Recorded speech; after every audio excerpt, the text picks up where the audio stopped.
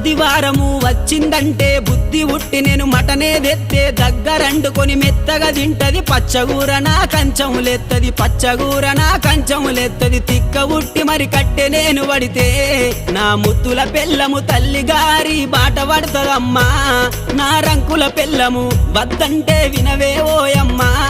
నా ముద్దుల పెళ్ళమా మంకు పడితే మానవే ఓయమ్మా నా రంకుల పెళ్ళమా